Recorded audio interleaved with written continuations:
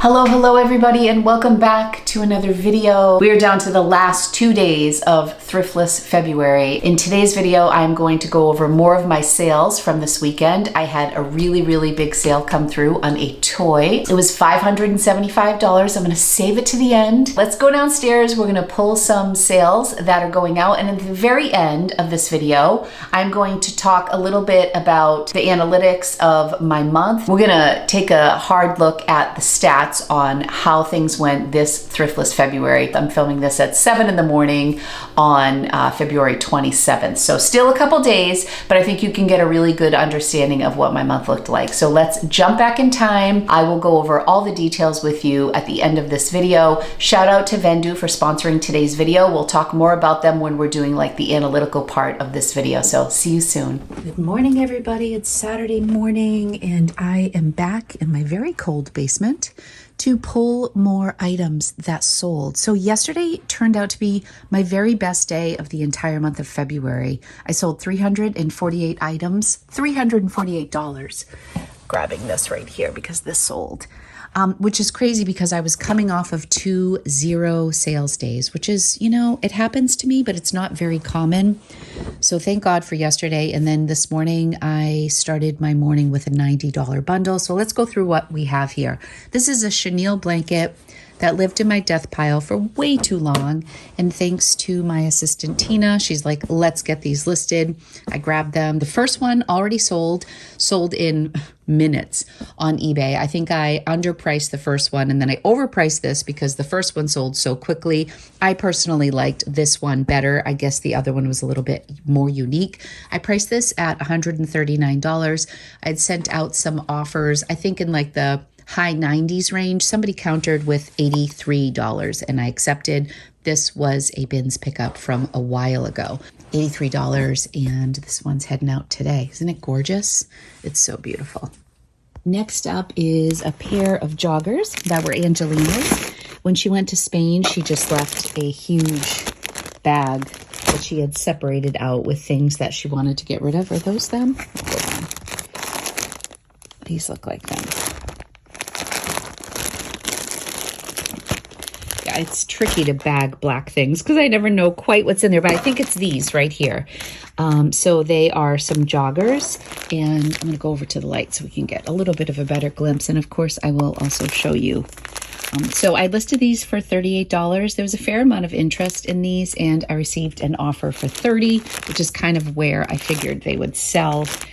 So for those of you who might just be tuning in, thanks and welcome. If you're new to my channel, I typically price a lot of things at $38 and anticipate they'll sell for 20% off with discounted shipping, which brings me to $30. So anytime I price something at $38, I'm kind of expecting that it may sell for $30. And that is one of my favorite price points, $38 and then $30 with discounted shipping. But this was actually an offer that came to me. Oh, you know what? I'm going to put this back. We don't want to mess up my inventory. Okay. Next up is a full price pair of Madewell jeans that I paid $15 for. I'm so excited. I honestly don't even remember where I got these. They are the high-rise skinny in a size 28. And also I'm acknowledging how lucky I am that I just opened this drawer and they were right there. So it doesn't have the retail on here, but I fully expected somebody to come in with a lower offer on these.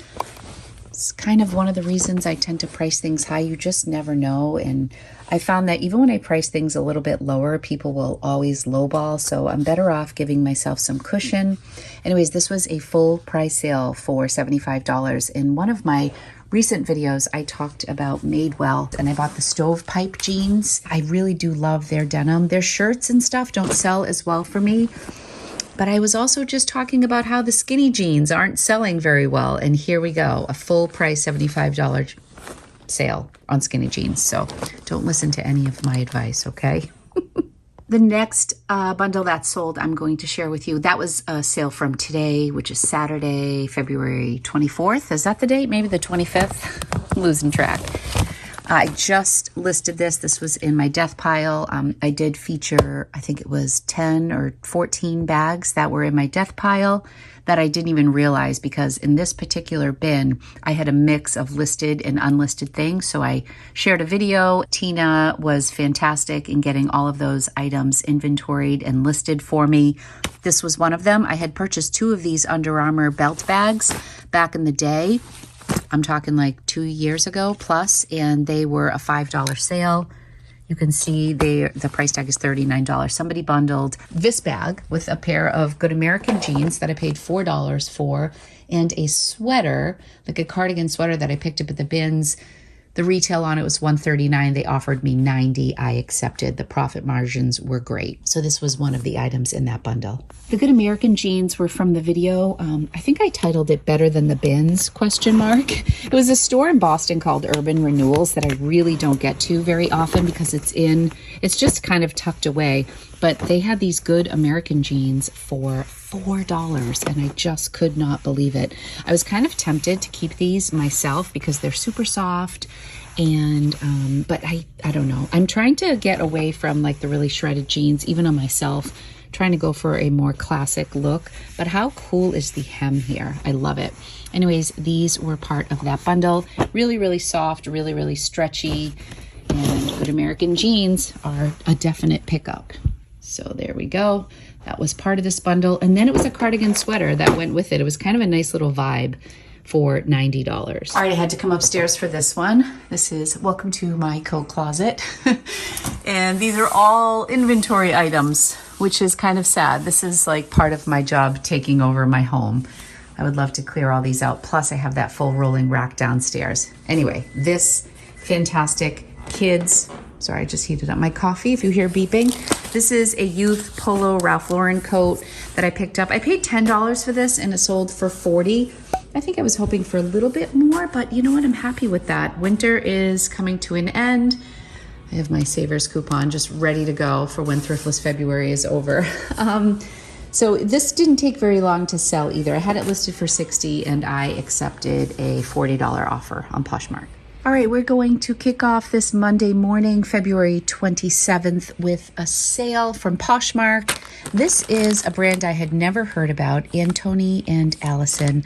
I purchased this dress at a $5 sale at this specialty boutique. It's an outlet store for high-end consignment that is no longer in business as far as I know. I've been back twice and the location is closed. Anyways, this is 100% silk. I paid $5 for everything in the store that day. I listed this for $200. It's like a $600 or $700 dress. See how it's signed right here? I don't know if that is a stamp that's on the silk or if that is, sorry, I'm losing it because it's silky, or if that's somebody's actual signature on the dress. Anyway, I had it listed for $200 and I received a $100 offer, which I accepted. So I was really happy about this because I do have a lot of dresses I'm trying to move. It is this beautiful silk abstract piece. Let me know in the comments if you've ever heard of this designer. I picked this up based on, the retail price of it and also the fabric content and the price and the condition, everything. So that was a nice sale over the weekend. I think this came in Saturday or Sunday. This box contains the $575 toy that I sold. I'm sure some of you can guess the brand, but I'm still very excited about it. Let's keep moving and see what else we have. Next up was a full price sale on eBay that I'm really happy about. I purchased these Ibex gloves. Sorry, it looks like my lens on my iPhone is kind of cloudy. My apologies. Anytime you see this little guy, it's a really good thing. Ibex is one of my longtime favorite brands to sell. I have never found mittens before from them. I think I paid $3 or $4 for these and they sold for full price. I knew I had them priced to sell because Ibex wool is really high quality, but I priced them at $40 because we were heading out of winter, and then all of a sudden somebody paid full price for them, and I had sent a decent amount of offers out for, maybe $32 with discounted shipping. That would be 20% off. All right, I was super excited that this next item sold. It is a sweatshirt by the brand Misguided. I don't know that I'm going to continue pick this brand up. This was new with tag, and I really did think it was a beautiful color. And it sold, he just says misguided. I think I had it for $32 and I sent out offers for $22 with discounted shipping and somebody accepted. So that was great. I can't really remember where I got this. Was this a bins pickup? I'm not even sure. Next up in this smaller bin, I sold in a bra from the company INC, which is sold at Macy's. I don't know if you remember the YouTube video where I was at the Goodwill outlet and my girlfriend Kim and I went and took a break and went to get a bite to eat, and we came back and they had rolled out a bunch of new with tag bins from Macy's, and it was like a total feeding frenzy. And I got basically leftovers and what was given to me out of the kindness of some viewers' hearts who gave me some stuff. This is a size 2X INC bralette. I think the OG price looks like $32.99. I sold this for $18 with discounted shipping, but this was from the bins. This cost less than $1. New with tag. I have one more available. It's beautiful. It has some polka dots, some lace in this nice nude color. Gorgeous. And yeah, $18. Happy with that. I have lots and lots of sports bras, bathing suits, bikinis, regular bras. Yeah, this is a huge mess that needs sorting. That's not happening in February since it's February 27th, but... Last item before we share the big kahuna of the day. This is a Madewell satin blouse that was gifted to me. It's a size large, it's black. I just didn't love it on me. It was still on the website. This size was sold out and it sold for $50 on eBay. All right, if you're enjoying the video so far, if you enjoy seeing what's sold, give this video a thumbs up. And if you want to follow along my journey, subscribe to my channel, hit the bell notification if you want to be notified when I release videos, which is about 2 times every week. I have my big box that I'm excited to share with you, the toy that sold for $575. But before I do that, I just want to talk a little bit about today's sponsor, Vendoo. I know that when I speak about Vendoo, I always talk about the benefits of their cross-listing service. And that is what I think most people know Vendoo for. You can take listings from one platform like Poshmark, eBay, Mercari, Kidizen, Grailed, Shopify, so many, and then cross-post with ease to other platforms. But one of the things that I've just recently started talking about with Vendoo are how incredible their analytics are. And I think with tax season approaching, there are a lot of people who are concerned about their inventory system and making sure that they have all of the important information that they need to send to their tax professional. Well, the cool thing is that Vendoo has you covered with their analytics. You can record your cost of goods in Vendoo. You can record your sale prices. You can even record in your private notes SKU numbers and inventory locations for your items. I use a tote scan system that I log all my inventory in, but it's actually not even necessary because Vendoo can do it all for you. You can log where your items are in your inventory, your cost of goods, what they sell for. And what's really cool for me, and especially when I'm talking about what's sold, like in today's video, it logs all of your platforms. So when I look at my numbers on Vendoo, it's giving me my numbers for eBay and Poshmark, which are the 2 platforms that I mainly sell on. And it's really wonderful because there are days where Poshmark seems to be asleep and then eBay shows up for me and I make a few sales over there and vice versa. I'm a big believer in not putting all of your eggs in one basket, which is why I like to diversify with Vendoo. I'm able to spread my inventory out, get as many eyes as I can on that. Also have this great analytical tool that lets me see how many listings I've done in a month. During this month, it has been like my right-hand man. I keep checking in because I'm really striving to hit 300 listings for the month. And it's the 27th and I'm on 210, but I have over 170 drafts. I can just pull from my drafts and I'm really going to hit that 300 between today and tomorrow. My assistant Tina is here. She really does help me with all of my stuff. But I've been relying on Vendoo's analytics to tell me how many items I've listed this month, if my sales are up, if my average sale price is more in the month of February than it was in the month of January. And I can compare all sorts of stats using their analytics. And like I said, it's fantastic for tax season and all of the information you need to give to your accountant. So I wanted to share with you just how important Vendoo is to my business and share with you some of the features you might not have been familiar with. If you want to give Vendoo a shot, click the link in my description and save 25% off your first month of service. This service pays for itself and then some. Now let's jump into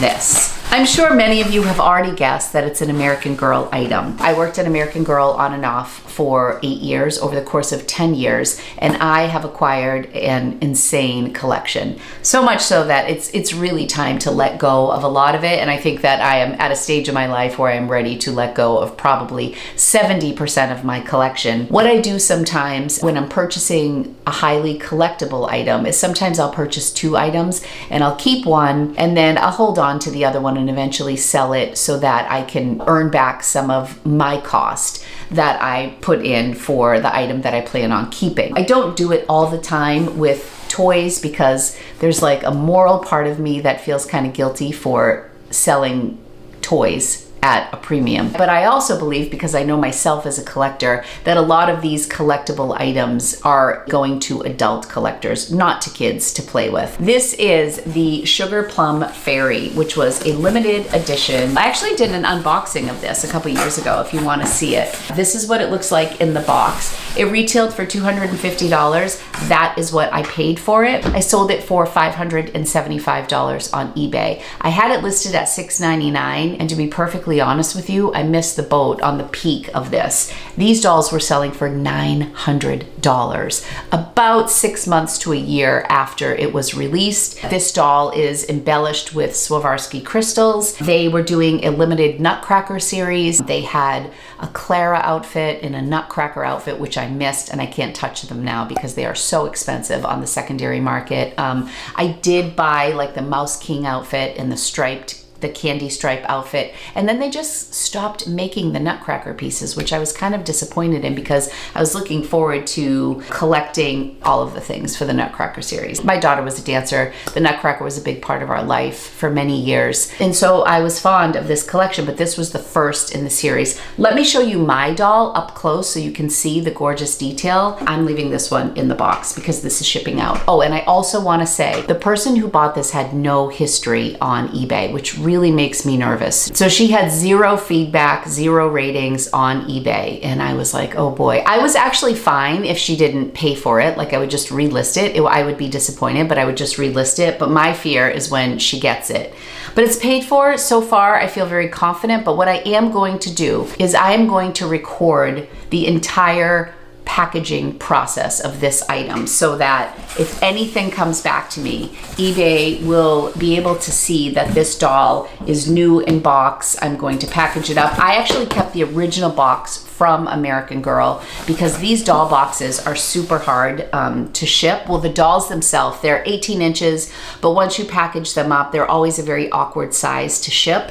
And I knew that I would be selling one of these dolls, so I kept all the original packaging. So the thing with American Girl dolls is sometimes things are super, super collectible, but it's like anything. It's like the Beanie Baby craze. There was a time where you could sell your Princess Diana bear for hundreds, maybe even close to $1,000, and then that wave is over and then she's worth a lot less. And I think what happened with this doll is they stopped doing the Nutcracker, which some could argue would raise the value, but they released other dolls, and then they also sold the outfit separately. Oftentimes, if they don't release the outfit separately, that doll will skyrocket in value because some people are actually more interested in the clothing for the dolls or the accessories than the doll itself.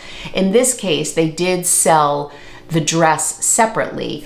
So I think that brought down the value of this doll over time because people were like, well, I can spend $100 on the outfit and my daughter can put it on any doll instead of having to spend what is being asked on the secondary market for the doll with the outfit. This doll has like purple shimmer in her hair, and she has the Swarovski crystals and special makeup on her face. So she was a unique doll, but her value came down, and I didn't list her right away. I wasn't really in a hurry. I'm not really good about listing things from my American Girl collection, but I need to be because that is definitely on my list of things that I just want to let go of it. I will definitely let you all know when I plan to purge my collection. I'm thinking about releasing it on my Shopify store, which has been closed for a while. Funny enough, even though I'm married to an accountant, I didn't fill out some tax form for Shopify months ago, and my website has been shut down for a very long time out of sheer laziness and neglect on my end. But I want to get that back up and running, and I think I'm probably going to sell a lot of my American Girl stuff over on Shopify so I don't have to pay the platform fees because it's much lower. Oh, speaking of platform fees, let me talk about this doll here.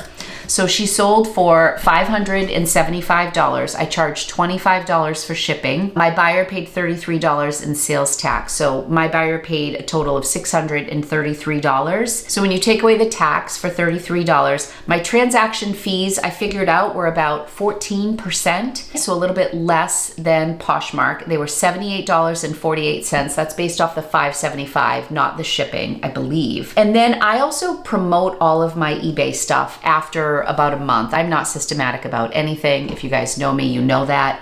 But when I look at my my eBay, it will say X amount of listings are eligible to be promoted. And if they've been listed for a while, I'll just highlight all of them and I promote everything at 2%. I don't know why I picked 2%. I think eBay suggests 7%. I promote after about a month if things have been sitting or whenever I think of it.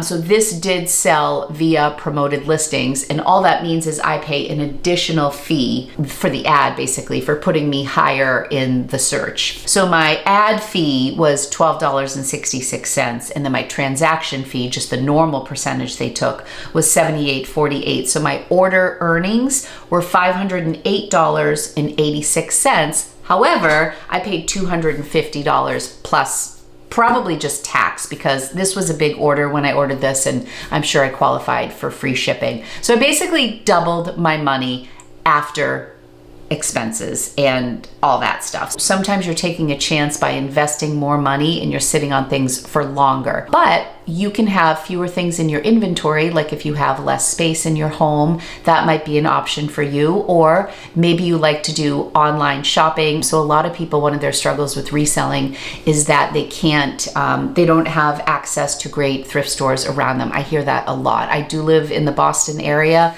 We have great inventory around here, and a lot of people don't have that near them. You know, you can run an online business, reselling business, just by being a real savvy online shopper. Then this was just a little taste of that. I don't sell a lot of luxury, but I just wanted to share this with you, and it came at a great time at the end of the month because my sales weren't really strong this month. This was a nice little boost. My overall sales on the weekend, I think, what did I say on my title? They were like $1,273, and this was $575.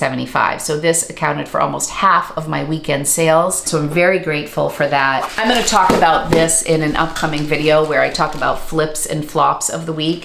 This is one of my little flops. This is a pair of Olakai shoes that I listed, and we didn't disclose one of the flaws, and I caught it when I was getting ready to ship it.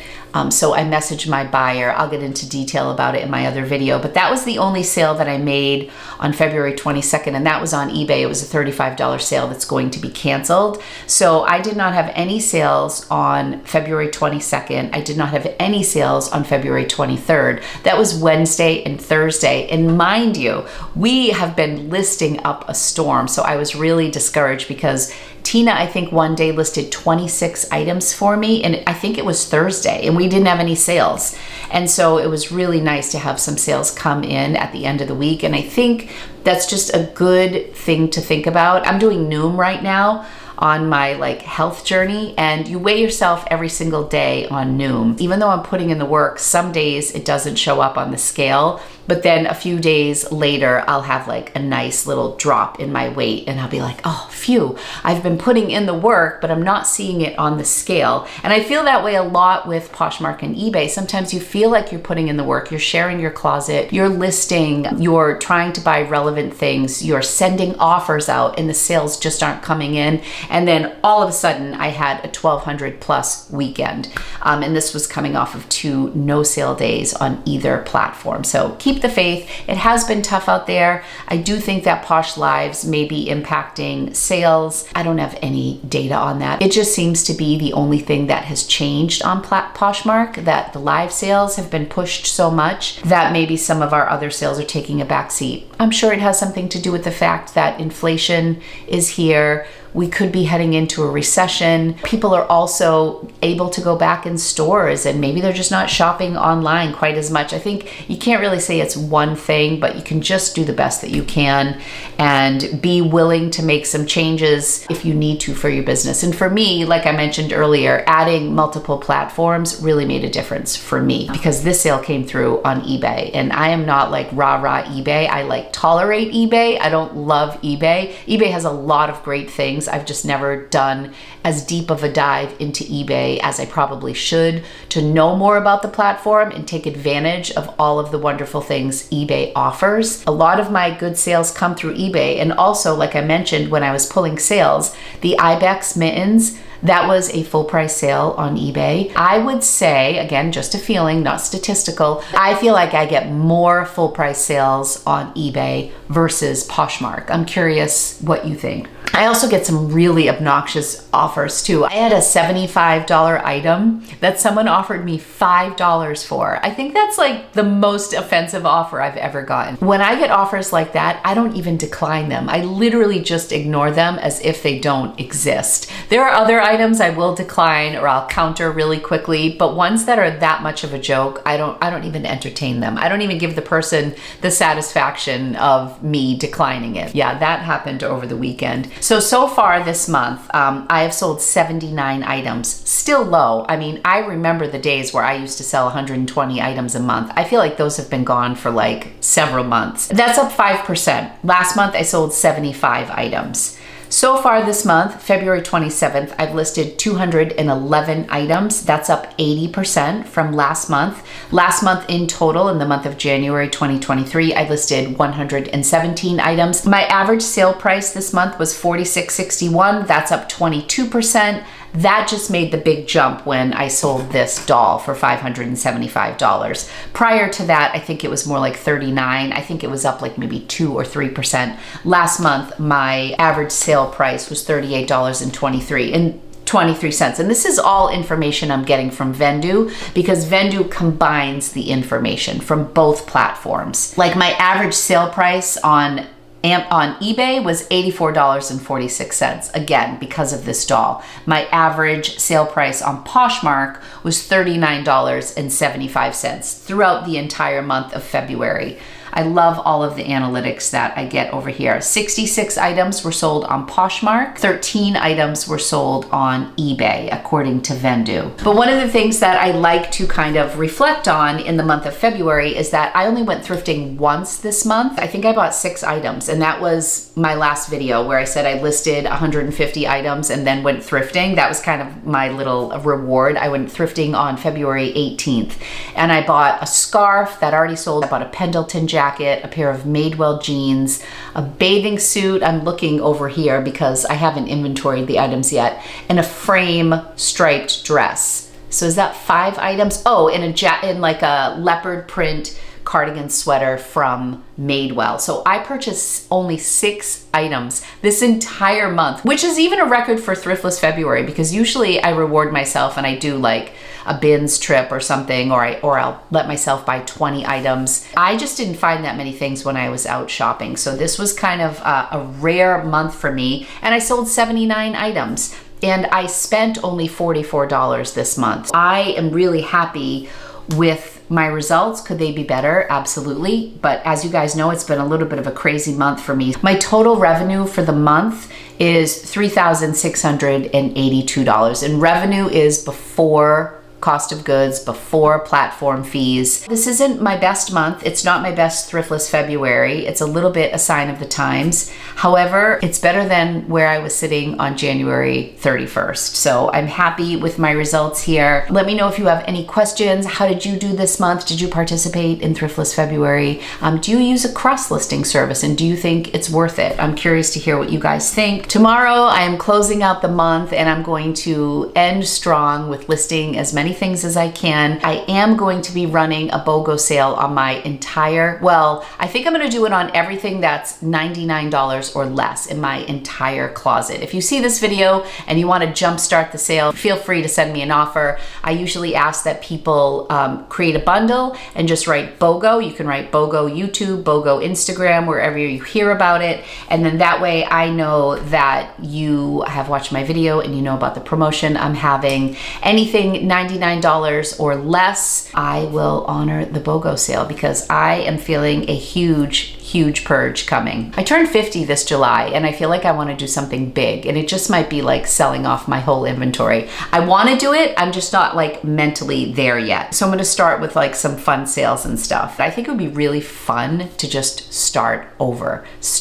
I did a video at the beginning of this year on what I would do different if I were starting my reselling business in 2023, and I had this thought like, what if you did restart your business in 2023? Like, what would that actually look like? You know, so I don't think I would liquidate everything because I think I have some really banger items in my closet, but I don't have 1,400 banger items in my closet. I probably have like 200. So I would probably hold on to some, but I would love to just start over. I think it would be so much fun. Let me know what you think. I hope you enjoyed today's video. If you did, please give it a thumbs up and subscribe to my channel if you would like to see more from me. I love you guys so much. Thanks for always showing up for me. I will be back soon in a new video. Bye. Be sure to click the link in my description to save 25% off your first month of service with Vendoo.